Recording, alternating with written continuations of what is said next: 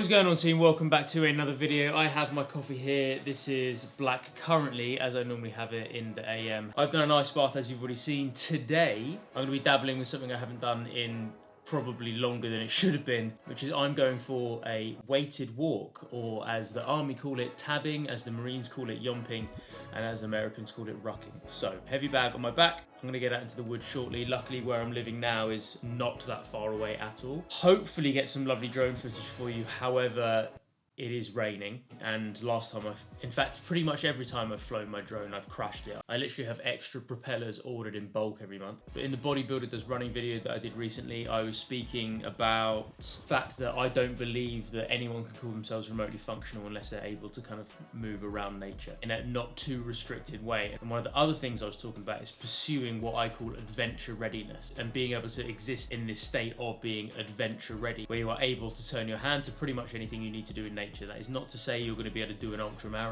Some weeks I run, some weeks I ruck, but basically doing one or the other, I believe, keeps me adventure ready. In terms of distance and weights and all that stuff, weights wise, it'll probably be around 45 pounds that I'm carrying, so about 20 kilos, which is a really weird thing when you first pick up a bag that weighs 20 kilos and you're like holding it by the strap. You're like, flipping heck, man, this is crazy heavy. But as soon as you get it on your back and you start moving, luckily you're kind of all right. For those of you that have any military experience in the UK, that is basically CFT weight, a test where you're expected to complete 8 miles as a group in less than 2 hours. And the higher echelons of the military, like the Special Forces, the Marines, the Paras, etc., in my opinion, a good soldier should be able to complete a CFT, so an 8-mile kind of group trek, or sometimes it's done solo, with 20 kilos, 45 pounds on your back in sub 145, sub 140. I'm not going to go for an 8-miler today, basically because I don't have time and I want to kind of break myself into it gently. But the reason that you're going to see me doing a lot more weighted stuff like this, I will elaborate on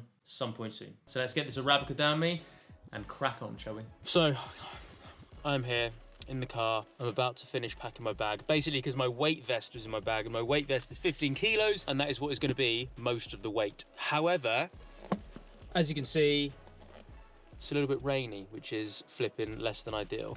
I absolutely love yomping in the rain. However, flying a drone is going to be a bit of a ball ache, so we shall see what goes on with that. But that's enough procrastinating of me deciding to do another intro, so let's get out there. We have the drone and the remote, and then underneath that we have the 15 kilo weight vest with basically what is a bivvy bag, trying to keep it in position. This is going to be fun. Car is locked. Lovely spring fucking day in England. I reckon 5 miles just to get used to the weight, and I might even explain why I'm going to be doing this more.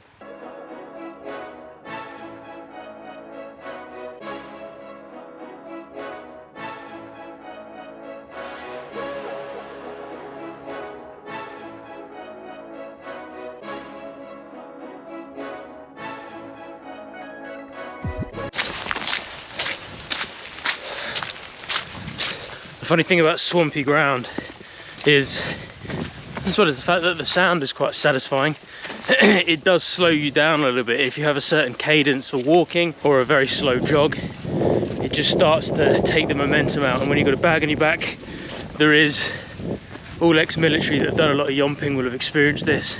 There's kind of an art form of just keeping yourself literally as relaxed as possible, almost slightly floppy, leaning forwards, and then just allowing the momentum of that forward lean to continue to take you, and then you just kind of throw one leg in front to catch you, and then as soon as you get that cadence right, you're not having to generate more force every single step. It's just kind of the recycling of force, and swampy ground can kind of take that away, so that you do need to start to force produce every single step again. Probably go, as I said, for about 5-6 miles. And the goal today really is just to get a few miles in my legs and attempt to remember that skill set of pacing myself, knowing that it's a flipping long event. And when you're a fairly explosive athlete, you don't tend to have a particularly good prospective thought process about energy conservation.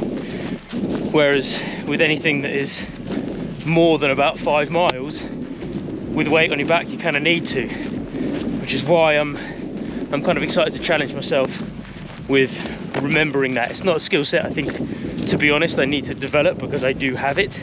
It's just something that I've forgotten how to use. So to tap back into that little bit of neurological coding to remind myself how to execute exercise with that, I'm excited to see how that goes.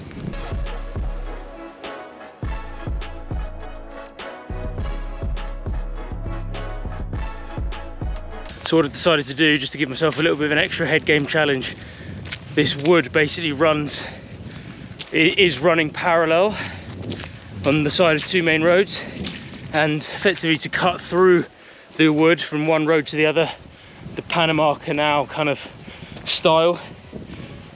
It's about 1.5 miles. So what I'm going to do to fuck my head up even more and to see the same stuff, feel as I'm not really getting anywhere, is walk to the end, which I've just done, turn around now heading back. I'm going to do that twice. So that's going to be 6 miles total, and it just feels like an interesting way to get a bit of an extra mental stimulus by the fact that you don't really feel as though you're getting anywhere. And it's all uphill on the way back, which I'm starting to realise now, which adds another layer of not being very fun. And here we are back near the road, which is over there. I'm literally going to tap the car, turn around, no brakes, and then back again. I still feel okay. I'm fine aerobically, but a couple of miles in, you can just start to feel that it's just a different kind of movement, a different kind of muscular activation, physiological system working that I'm used to in the weights room.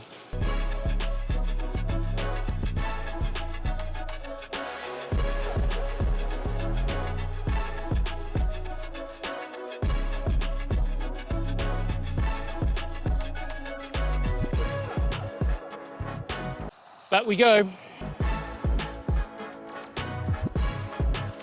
Nearly finished, and it is very much a shame that I can't show you the full kind of profile of where we are with the drone, but that is not flipping happening. I stopped. This is why this kind of session as such, but again, like I said in the run video, a lot of this stuff for me isn't really about a training effect. I just think there's something primarily satisfying about putting a bag on my back and going for a walk in somewhere natural. It basically forces me for 2 hours to be away from my phone, be away from other people, and kind of be with my own thoughts. And I think that to a point you can think yourself into madness, but being alone with your thoughts for, I don't know, a 2-hour window once a week, if that's something that is extraordinarily uncomfortable, maybe that's something that we all need to look at. But the drone isn't going to work. I had to stop a couple of times.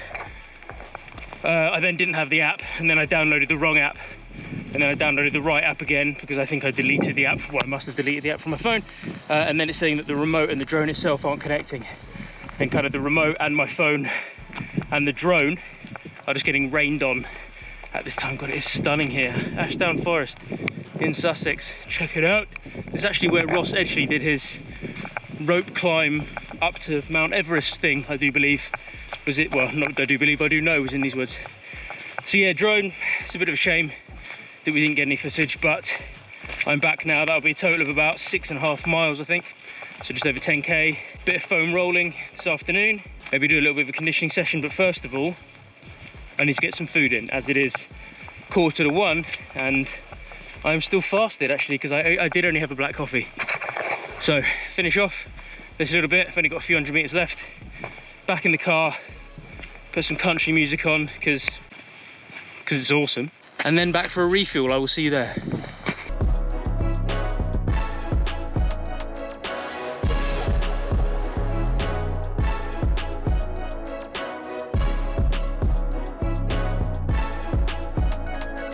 Yes team, so lunch down the hatch with merely 2 ingredients, basically beef and rice. Obviously I had my athletic greens in there, but it's really interesting reducing the number of raw ingredients I have per meal and how much flipping significantly easier that is on my digestive system. So that's my Yomp done. I'm currently sitting in the car, which is why I haven't made a video over lunch. I basically had to kind of wolf that down and get here. Car is going to be parked. I'm heading from Sussex. I'm getting a bit of a cold, as you can tell by my ridiculous voice. So I'm heading from Sussex all the way up to Newcastle. So from the southeast of England, all the way up to the northeast, near kind of the nearish to the Scottish border. That's going to be about 4.5, 5 hour journey. And the reason I'm doing that, I shall share with you in the next video. But I hope you did enjoy this. I genuinely do suggest and advise to anyone that they get out and they put a bag on their back and they start moving around the hills or some woodland or some mountains and get out in nature at least once a week. I think it's so flipping primarily satisfying, and it generally wakes up a part of yourself that unfortunately lays dormant and domesticated if you are just sitting in a box 24/7. As always, guys, any questions on anything, please do put it down in the comment section below. And as always, stay strong, stay healthy, stay awesome, and I will see you all in the next video.